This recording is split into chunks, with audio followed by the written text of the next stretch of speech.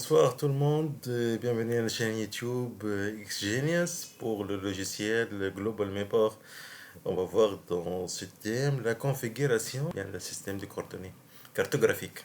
Donc, on va voir c'est quoi de quoi il s'agit. Donc, une projection, c'est quoi en fait, quels sont les paramètres et quelles sont les différentes méthodes de transformation, etc. Donc, voilà, on va ouvrir Global Mapper. Donc pour aller à configuration, soit je clique directement dans la page d'accueil sur configuration, ou bien je clique sur ce bouton ici, configure, ou bien dans Tools, je clique sur configure. Voilà. Donc on a trois choix, donc trois accès pour accéder donc à la fenêtre de la configuration. Ce qui nous intéresse pour notre vidéo tutoriel, c'est la projection. Donc dans le volet ici, vertical, je clique sur projection. Voilà. Donc dans la projection ici, vous allez trouver le type de projection. Ce sont les différents types de projection utilisés. Conforme, conique, Mercator, etc. Stéréographique, tout qu'on utilise en géodésie, en cartographie. Il y a donc load from, save tile, save to file, and search par EPG, on va le voir ça.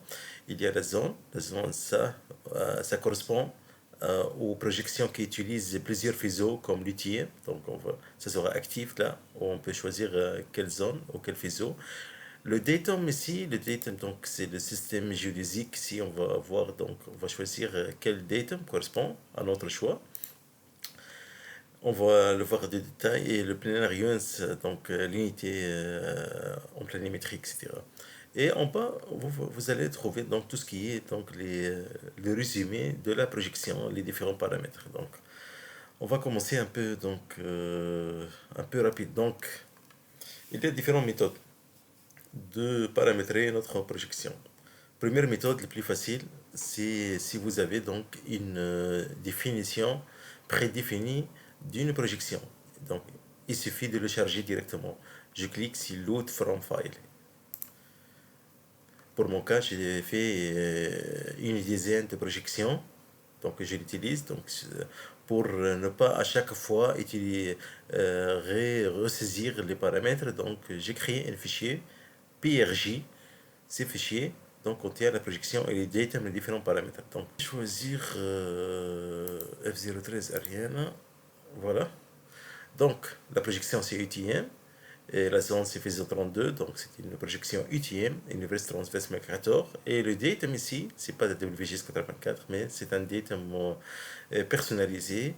Et le planner c'est mettre ici les différents paramètres. Donc, par un seul clic, je peux donc restaurer les paramètres que je veux.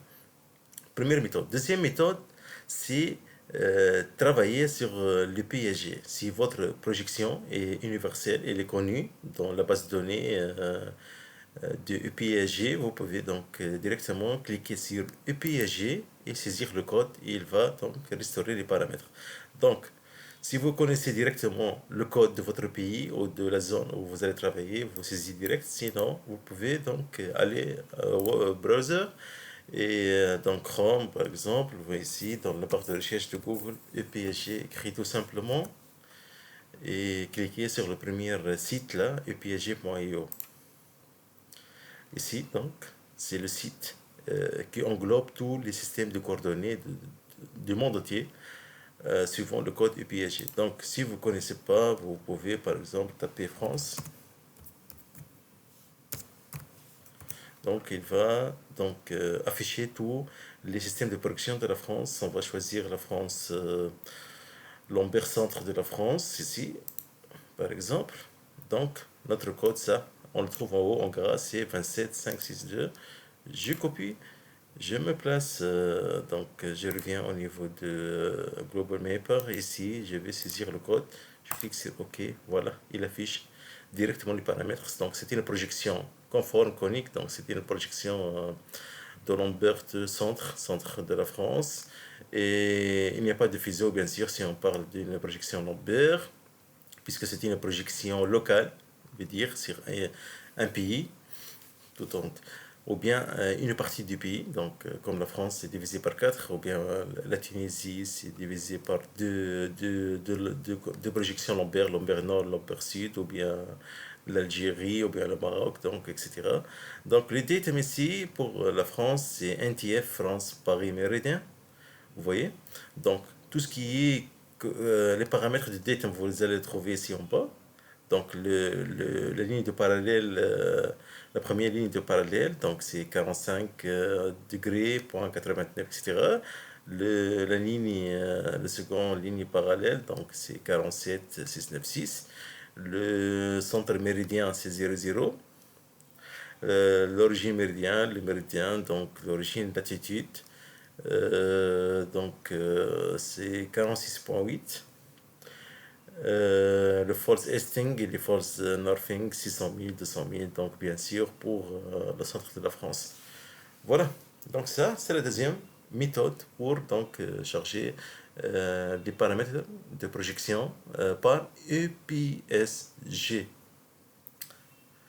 Sinon, la troisième méthode, c'est pour des utilisateurs avancés, donc des géodésiens, des géomatriciens ou bien des géomètres qui connaissent donc les paramètres de leur pays ou les endroits où ils vont travailler. Donc, je vais faire un petit exemple ici. Pour la projection, donc je vais choisir ici confort UTM. Par exemple, c'est une Universe Transverse Mercator. Pour la zone, ici, je vais choisir une zone qui correspond à la Tunisie, c'est le FISO numéro 32. FISO 32, c'est entre 0 Est et 12 Est. Donc, un FISO, il est de largeur environ 6 degrés. C'est Northern Hemisphere, bien sûr, c'est pas le Southern Hemisphere, donc le demi-hémisphère nord, voilà. Le datum ici, c'est ça que je vais donc le créer manuellement, donc je vais cliquer sur Add Datum. En haut, je vais nommer, je vais nommer par exemple Bizert Entity. Et abbreviation, si vous voulez créer une abréviation, par exemple, BIS directement, entité.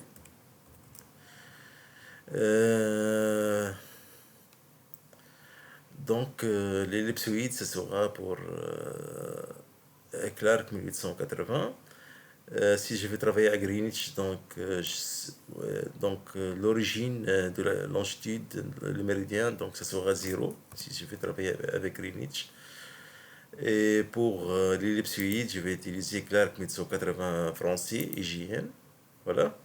Ici, on passe au Datum Transformation Method. Ça, c'est très intéressant. Quelles sont les méthodes de transformation utilisées? Commençons premièrement par la méthode 3 paramètres.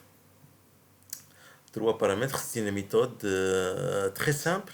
Elle consiste en fait en une transformation géocentrique où à 3 paramètres que vous voyez, X shift, Y shift et Z shift, c'est-à-dire transition en X, transition en Y, transition en Z, du centre du géoïde, bien sûr, on parle. Donc, la transformation c'est une transformation géocentrique qui permet de modéliser les différences entre deux datums dans le système de coordonnées cartésiennes X, Y, Z. Un système cartésien, c'est-à-dire un système qui dépend du centre de l'ellipsoïde, grand X, de grand Y, grand Z ou bien en 3D. Donc, le datum, il est défini par son centre à 0, 0, 0. Le centre de l'autre datum est défini à une certaine distance. Donc, ici, le datum qu'on a déjà parlé, donc c'est Clark, l'ellipsoïde, ellipsoïde.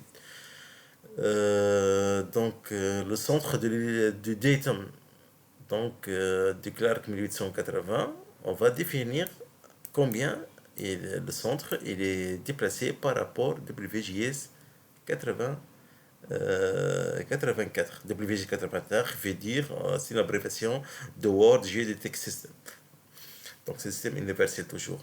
Donc, on va dire ici combien. Par exemple, je vais dire n'importe quoi. On a 120, on a 430 et on a moins 20 par rapport au centre de WGS 84. Donc, c'est ça la méthode 3 paramètres créée, donc inventée par M. Bolodensky. Donc, vous voyez.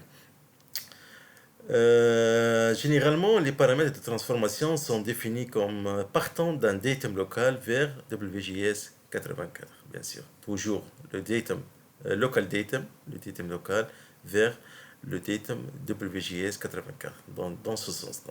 Donc, ici, on fait toujours attention au niveau des signes.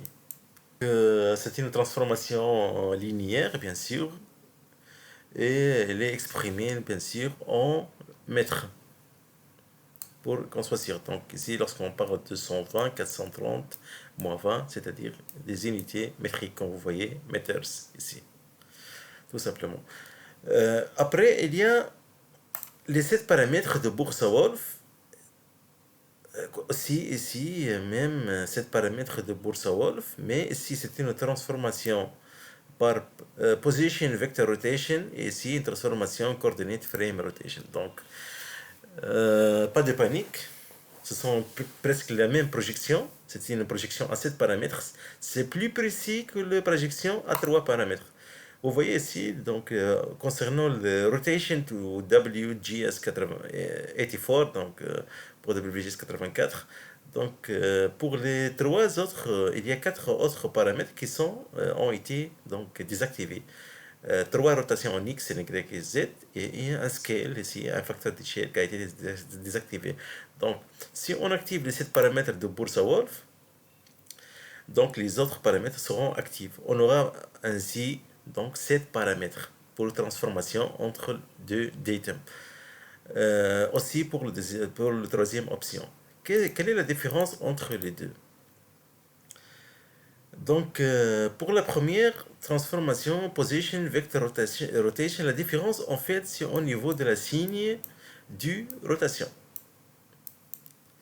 Ici, la position vector rotation, c'est-à-dire rotation du vecteur de position, c'est une transformation avec les signes de rotation, dans les signes positifs dans le sens horaire, je veux dire.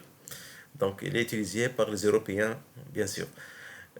Pour la deuxième option, coordinate frame rotation, où le signe de rotation, c'est l'inverse, c'est-à-dire le signe positif dans le sens anti-horaire. Elle est utilisée par les États-Unis et l'Australie. Donc, la différence entre les deux, c'est juste question de signe des trois rotations. Bien sûr, les rotations sont exprimées en arc de secondes. Donc, si on va faire une petite résumé, donc la méthode a 7 paramètres. Donc, c'est une transformation de datum. Elle est plus complexe, mais plus précis. Voilà. Possible en ajoutant 4 paramètres supplémentaires, comme on a dit, donc la rotation X, Y et Z, et le facteur d'échelle. Donc, les 7 paramètres comprennent donc 3 translations linéaires, comme la méthode par 3 paramètres de Moldensky, plus donc 3 rotations et un facteur d'échelle. Comme on a dit, donc les valeurs de rotation sont exprimées en secondes décimales, c'est-à-dire arc seconde, vous voyez. Et pour le facteur d'échelle, il est exprimé en ppm, parts per million. ppm, c'est-à-dire par million. Quoi d'autre? Donc, comme on a dit, donc, le sens positif, c'est le sens horaire pour la position vector rotation. C'est le norme européen, position vector rotation. Ou bien le sens positif dans le sens anti-horaire pour anglophones, spécialement pour les Américains, les États-Unis et pour l'Australie. Ces deux méthodes, donc, parfois désignées sous le nom de méthode Boursa-Wolf. Maintenant, pour mon cas. Donc, j'ai défini un datum qui s'appelle Bizert Entity. Maintenant, je vais donc saisir ces paramètres. Donc, les paramètres ici, je vais utiliser bien sûr les normes européennes, c'est-à-dire les rotations sont dans le sens horaire. Donc, on parle d'une rotation du vecteur de position. Pour les valeurs de x, y, z, je vais donc les saisir. Pour passer de ce datum bizert local, celui vers WGS 84, il me faut une translation du centre du datum de moins 158.739, une translation en Y de moins 101.113 et une translation dans le vecteur de Z positif 380.602. Pour la rotation, j'ai une rotation en X dans le sens anti-horaire, c'est-à-dire moins 1.816, une rotation donc en Y de moins 3.459 et une rotation en Z dans le sens horaire de 3.246. Tout simplement, et pour le facteur d'échelle, par million ppm, c'est 5.356. Voilà.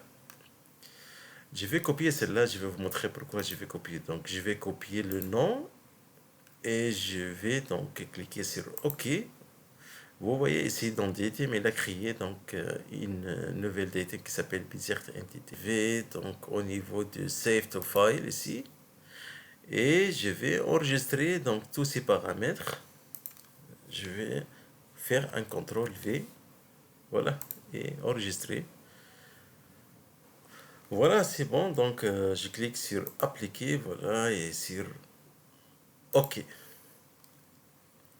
Espérons que ces vidéos tutoriels vous a aidé un peu sur les définitions des projections. Merci pour votre attention et au revoir.